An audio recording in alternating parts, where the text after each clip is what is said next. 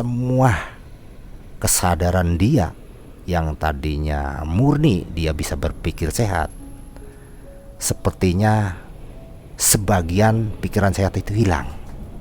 Dengan begitu saja suami istri itu mengikuti semua aturannya. Bahkan dia dengan berteriak seperti orang kesurupan, dia berteriak-teriak meminta agar dia diberikan seorang keturunan kepada api. Ada yang membentur-benturkan kepalanya di tanah, ada yang memukul-mukul dadanya, kepalanya, dan lain sebagainya.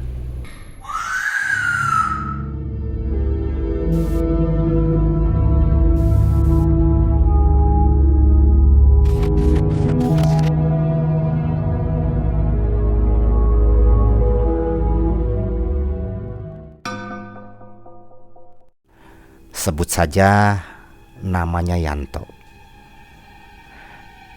Nah, itulah mungkin beberapa orang, hanya sebagian kecil pengikut pengabdi setan yang ada di desa tersebut dari luar daerahnya. Nah, si Yanto dengan Kamisah, istrinya, dia bukan penduduk setempat. Dia berasal dari Jawa Barat.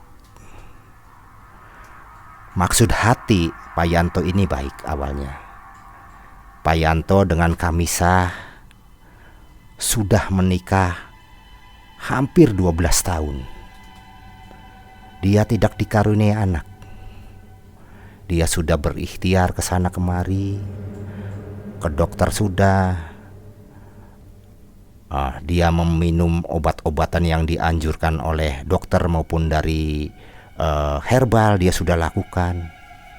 Bahkan sampai usaha-usaha non medis seperti spiritual apapun dia lakukan, hasilnya sia-sia. Jadi sudah 12 tahun dia tidak mempunyai keturunan. Sedangkan pasangan Pak Yanto dan Kamisah ini usianya sudah tidak muda lagi. Jadi semakin lama pikir dia Pak Yanto, semakin istri saya itu semakin kering kandungannya dan sangat tidak mungkin lagi akan mempunyai seorang anak. Nah, berawal dari situlah Pak Yanto itu kemudian berikhtiar keluar dari Jawa Barat untuk mencari orang yang lebih paham. Maka dengan berbekal keinginan tekad yang kuat dari suami istri tersebut, dan tentunya dia juga sudah menyiapkan baik mental maupun finansialnya untuk istilahnya sih berikhtiar meninggalkan kampung halamannya maupun usahanya semata-mata untuk pengobatan, mencari bagaimana caranya agar mempunyai keturunan. Hingga sampailah Pak Yanto itu ke suatu tempat di Jawa Tengah. Namun kembali beberapa tempat, beberapa orang dia sudah datangin, namun hasilnya sia-sia. Sudah hampir 1 tahun Pak Yanto dan istrinya Kamisah ini istilahnya meninggalkan rumah dan pekerjaannya untuk berikhtiar keluar dari daerahnya. Namun 1 tahun sudah berjalan, sepertinya sia-sia. Namun semangat mereka tidak pudar.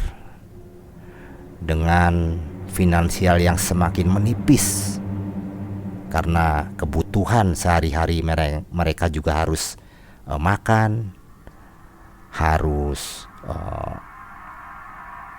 untuk ongkos perjalanan dan lain-lain.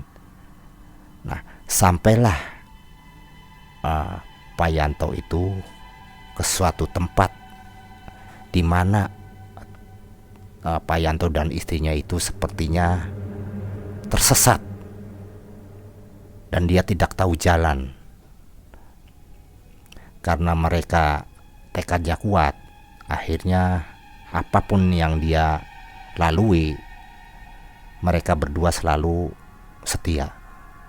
Dia terus berjalan, akhirnya sampailah dia menemui suatu rumah, sepertinya aja komunitas rumah waktu itu. Dia datang ke situ, kemudian dia menumpang berteduh untuk melanjutkan perjalanan besok harinya, agar dia bisa beristirahat sejenak lah untuk tidur dan mengisi perut mereka.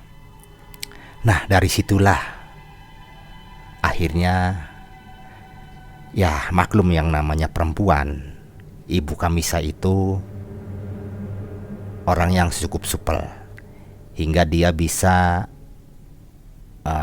mengajak tuan rumah itu untuk berbincang-bincang dengan asik. Bermula karena memang sesama perempuan, jadi kebetulan yang pemilik rumah juga sudah berkeluarga, suami istri, dan di situ juga ada anaknya perempuan dari tuan rumah itu. Akhirnya Ibu Kamisa kan sangat suka sekali sama anak, jadi mereka asik berbicara dengan ibunya. Karena asiknya hingga larut malam. Nah, disitulah Kamisa curhat kepada yang punya rumah bahwa ibu bersyukur mempunyai anak seorang perempuan yang sangat cantik. Kalau saya, Bu, saya sudah 12 tahun. Saya sudah ikhtiar ke sana kemari. Biaya juga saya sudah tidak terbatas. Dan saya tidak dikaruniain sampai saat ini, belum mempunyai anak. Jadi apalah hidup saya kalau saya tidak mempunyai seorang keturunan? Mencari uang, mencari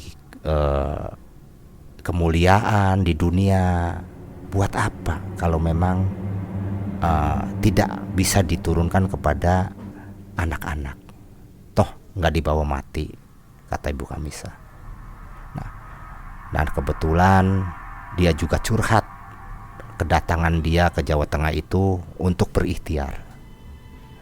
Nah, sangat kebetulan sekali waktu itu si tuan rumah ini dia pengikut dari satu desa yang pernah saya sebutkan terdahulu, yaitu peninggalan dari Rahib Birawa, kemudian disempurnakan lagi oleh Syekh Siti Jenar. Akhirnya terjadi percampuran ajaran itu. Nah, dialah salah satu pengikut. Kebetulan sekali Pak Yanto dan Ibu Kamisa ini, istrinya, singgah di desa yang mereka sebetulnya tidak tahu bahwa desa itu penduduknya mayoritas pemuja setan. Akhirnya tuan rumah menyarankan agar dia menemui seseorang yang memang orang tersebut bisa untuk memberikan saran-saran, apa perantara kepada mereka hingga apa yang dicita-citakan oleh Pak Yanto dan istrinya itu terkabul. Singkat cerita, besok harinya Pak Yanto dan Ibu Kamisa ini, istrinya, diantar oleh tuan rumah itu ke tempat yang dituju, di mana tempat yang dituju itu sebetulnya adalah dia ketua dari komunitas pemuja setan ini. Nah, bertemulah dia di rumah ketua pemuja setan itu, dan alhamdulillah kemudian kebenaran yang bersangkutan ada. Jadi disitulah mereka berlima berbincang-bincang. Jadi Pak Yanto dengan istrinya, yang mengantarkan dengan istrinya juga, dan satunya adalah ketua dari sakte yang ada di desa tersebut. Hingga diputuskanlah suatu hari yang sudah ditentukan agar Pak Yanto dan Ibu Kamisa ini hadir untuk mengikuti ritual yang akan dilakukan oleh masyarakat di desa tersebut. Kebetulan memang 2 atau 3 hari lagi hari-hari yang ditunggu itu akan tiba, yaitu Jumat Kliwon di bulan Syuro. Pak Yanto sepertinya gembira sekali, demikian juga istrinya.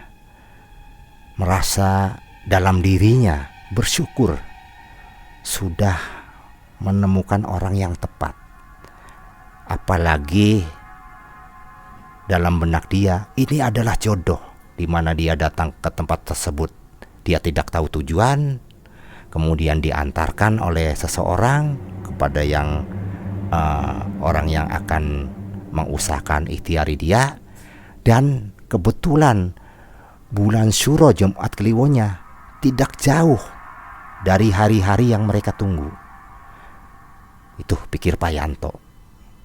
Akhirnya setelah semua pembicaraan selesai dan di situ juga diberikan tata cara dan syarat-syarat yang akan dilakukan oleh Pak Yanto dan istrinya, dan Pak Yanto sama istrinya mengiyakan saja, bahkan dia sangat senang. Akhirnya kembalilah Pak Yanto dan istrinya ke rumah pemilik rumah yang awal. Barulah Pak Yanto setelah sampai di rumah tersebut, dia berkata pada istrinya, "Bu, alhamdulillah Tuhan mungkin sudah menunjukkan jalan saya. Mudah-mudahan ini yang terakhir kalinya lah kita ikhtiar dan dikabul. Rasanya sepertinya ini suatu petunjuk." Itu kata Pak Yanto pada istrinya. Karena apa? Bukan sangat kebetulan, waktu-waktunya sangat bertepatan sekali. Pas saya hadir di sini, toh dua hari lagi akan ada waktu yang sangat istimewa. Bayangan kalau waktu tersebut yang ditunggu sebulan apa 2 bulan lagi, ya kita tidak bisa makan. Karena apa? Semua uang kita, perbekalan kita sudah habis. Dan yang sangat bersyukur sekali ya Bu ya, kata Pak Yanto, saya ini sungguh sangat dihormatin oleh penduduk situ. Saya dikasih makan, dikasih sarana tempat tinggal yang layak, dan semua kebutuhan dipenuhin tanpa minta pamrih. Ini menjadi sesuatu yang luar biasa bagi mereka, karena selama ini tidak pernah mereka jumpai orang seperti ini. Ada juga di beberapa tempat hanya 1-2 hari dia tinggal. Bahkan di sini disarankan kapanpun boleh tinggal, mau 1 bulan 2 bulan, tidak perlu mikir bayar, mikir ke uang, tidak perlu. Bahkan kata tuan rumah, kalau bapak nanti pulang ke rumah, sudah saya siapkan ongkosnya, bahkan saya antar kalau memang perlu. Itu luar biasa menurut pemikiran Pak Yanto. Jadi Pak Yanto sangat bersyukur sekali. Singkat cerita, hari yang ditentukan sudah sampai. Jadi Pak Yanto dengan istrinya Ibu Kamisa sudah sebelumnya diberikan persyaratan, yaitu agar mandi di suatu sungai, yang sungainya tidak jauh dari kampung tersebut. Dan disiapkan juga beberapa sarana seperti bunga-bungaan. Dan semua sudah disiapkan oleh tuan rumah. Betapa bersyukurnya dia tanpa perlu mencari yang lain-lain. Akhirnya mandilah suami istri itu di sungai dengan ditemani oleh tuan rumah sungguh sangat baik, hingga selesailah keduanya persyaratan mandi maupun ritual-ritual mandi bunga. Mereka akhirnya berkumpul di suatu rumah yang cukup besar sebetulnya, yaitu yang tidak asing bagi Pak Yanto dan istrinya, itu di ketua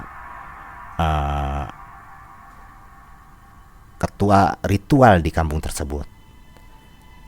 Akhirnya semua berkumpul dari mulai habis maghrib, satu persatu penduduk setempat mendatangin ketuanya, hingga terkumpullah kurang lebih ada sekitar 30-40 orang, termasuk Pak Yanto dan Ibu Kamisa. Setelah mereka berkumpul, akhirnya mereka semua secara serentak menuju ke suatu tempat. Yang jelas tempat itu jauh dari komunitas penduduk lainnya. Dia sepertinya mengarah ke suatu bukit, yang memang bukit itu jauh dari perkampungan. Pak Yanto, Ibu Kamisa, dan yang tuan rumah berikut warga lain berjalan kaki dengan membawa bekalnya masing-masing. Bahkan yang jadi pertanyaan Pak Yanto, dia dibekali 2 ekor ayam. Pak Yanto membawa seekor ayam jantan yang masih muda, dan Kamisa membawa seekor ayam betina. Pak Yanto tidak tahu maksudnya, pikir Pak Yanto mungkin nanti di sana mungkin akan dipanggang apa di ginilah untuk persiapan lauk pauk. Jadi dia manut saja, ikut saja.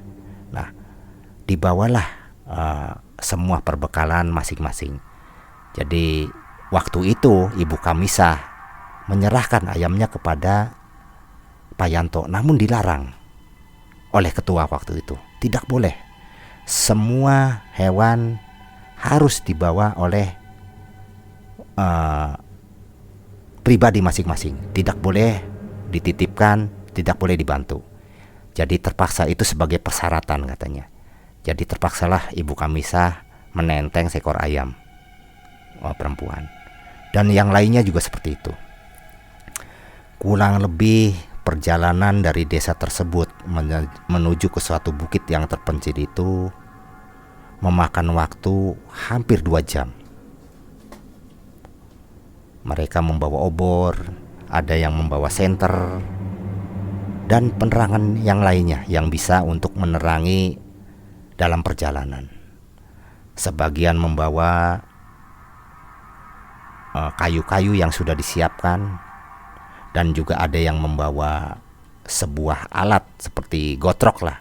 Di belakangnya penuh dengan kayu-kayu bakar. Mungkin pikir Pak Yanto itu akan menjadi api unggun sebagai penerangan, karena di atas bukit tidak ada listrik. Singkat cerita, sampailah mereka semua di suatu lembah di atas bukit. Sepertinya di atas bukit itu ada suatu hamparan seperti lapangan yang memang agak luas juga, seperti lapangan bola, namun hamparan. Akhirnya dia semua berkumpul di situ. Mulailah beberapa orang itu mengumpulkan kayu bakar hingga bertumpuk-tumpuk dan mereka menyalakan. Maka spontanitas situasi yang gelap pada saat itu menjadi terang benderang, dan kondisi waktu pada saat itu betul bertepatan dengan malam Jumat Kliwon. Malam Jumat Kliwon, bulannya bulan Syuro. Maka semua penduduk tidak kecuali laki-laki, perempuan, anak kecil hadir di situ. Karena bagi mereka inilah waktu-waktu yang istimewa. Karena apapun hajat-hajat dia, keinginan dia akan dikabulkan. Maka setelah kayu bakar itu dibakar cukup menyala, cukup luas cahayanya, mereka semua duduk mengelilingi api tersebut. Entah apa yang dibaca oleh ketua sakti tersebut. Mereka melantunkan mantra-mantra dan bercampur ayat-ayat di dalam Islam terus menerus, hingga terjadilah sesuatu yang tidak umum, sepertinya ritual pada saat itu yang dilakukan di hampir setiap daerah di Indonesia itu sangat tidak umum. Namun bagaimana, apa yang harus diperbuat Pak Yanto? Dia hanya mengikutin saja. Karena apa? Harapannya mendapatkan hajatnya, yaitu keturunan. Jadi apapun dia lakukan, yang penting kata Pak Yanto, saya tidak nyupang, tidak melakukan pesugihan. Pikir Pak Yanto sangat sederhana. Karena memang Pak Yanto itu dari luar kampung tersebut, ketua sepertinya mengkhususkan acara tersebut agar Pak Yanto seperti kayak dibaptis lah.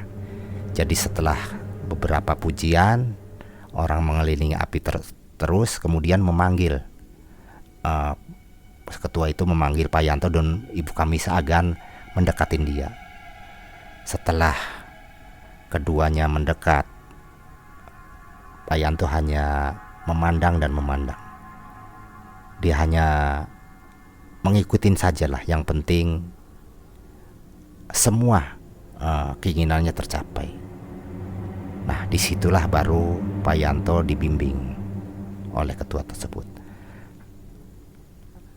Pak Yanto disuruh memotong seekor ayam yang dia bawa, namun tidak dengan alat, harus dengan gigi. Pak Yanto hanya terbengong, namun kembali keinginan yang sangat besar untuk hajat-hajatnya. Maka sudah tanpa pikir panjang lagi dia mengikuti aturan-aturannya. Setelah dia mengikuti mantra-mantra yang dibawakan oleh ketua sakti tersebut, maka digigitlah leher ayam jantan tersebut. Kemudian diiseplah sebagian darahnya oleh Pak Yanto. Dan demikian juga dilakukan oleh istrinya, Ibu Kamisa. Ibu Kamisa juga dengan sangat jijik, namun ya terpaksalah. Dia gigit juga leher ayam perempuan tersebut dan keluarlah darah memancar.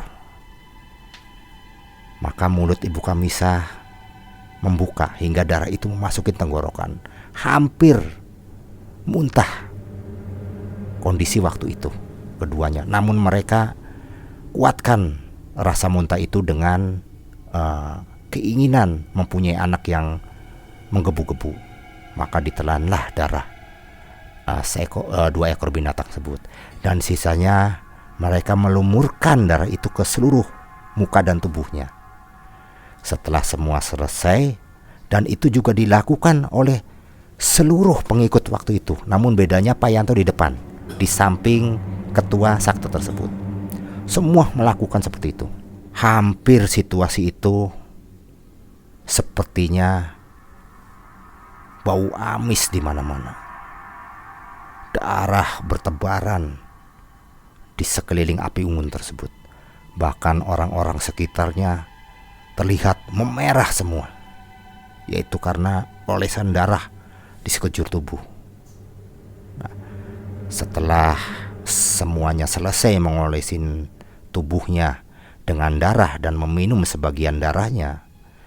Akhirnya Pak Yanto diinstruksikan oleh ketua itu agar dia memohon secara lisan kepada api unggun yang di depan dia. Pak Yanto dan istrinya entah kenapa setelah mereka meminum darah mengolesi tubuhnya, semua kesadaran dia yang tadinya murni dia bisa berpikir sehat, sepertinya sebagian pikiran sehat itu hilang.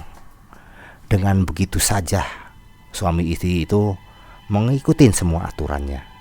Bahkan dia dengan berteriak seperti orang kesurupan, dia berteriak-teriak meminta agar dia diberikan seorang keturunan kepada api. Terus dia lakukan entah berapa puluh kali, bahkan ratusan kali, ribuan kali, hingga situasi saat itu menjadi hiruk pikuk. Karena apa? Semua orang memohon seperti itu. Bukan satu dua saja, seluruhnya dia berteriak sesuai keinginannya masing-masing.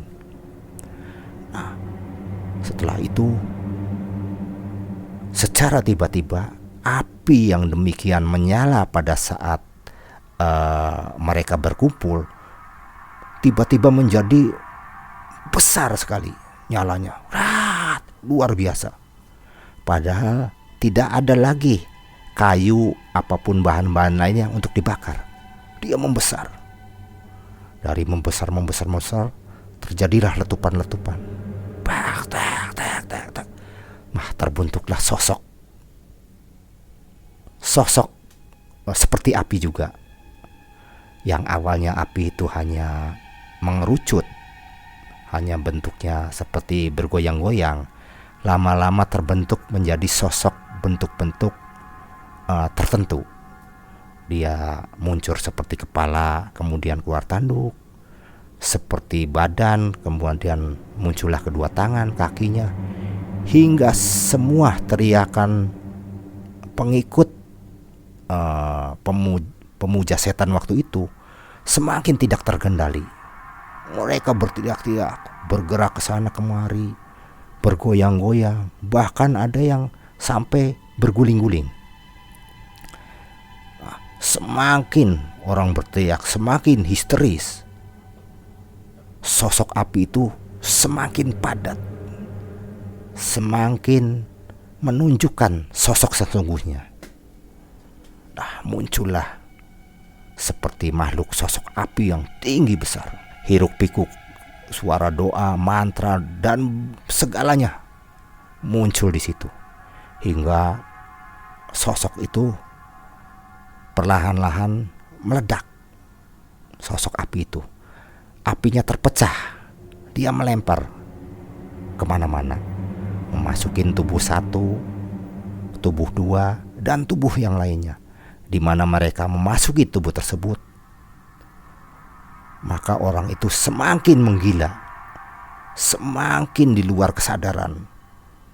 Ada yang membentur-benturkan kepalanya di tanah, ada yang memukul-mukul dadanya, kepalanya, dan lain sebagainya. Dan tanpa lupa mengucapkan keinginan yang dia inginkan. Itu selalu terucap walaupun kata-kata sudah tidak jelas sama sekali. Hingga dari waktu ke waktu hiruk pikuk semakin menggila. Dengan semakin menggilanya hiruk pikuk, dia melepaskan semua baju dan semua pakaian dia. Semua menjadi telanjang semua di situ. Dan sepertinya semuanya tidak terkendali, termasuk ketua sakte. Hingga tidak ada satu lembar pun pakaian yang ada dalam tubuh orang-orang yang ada saat itu. Nah, disitulah terjadi seks bebas. Luar biasa.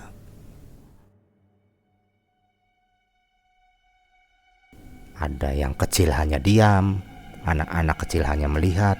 Cuma sepertinya sorot matanya tidak menunjukkan sosok-sosok kehidupan. Entah apa yang dia pandang. Dia hanya terdiam, menatap sesuatu yang tidak jelas, dan yang lainnya melakukan seks-seks bebas.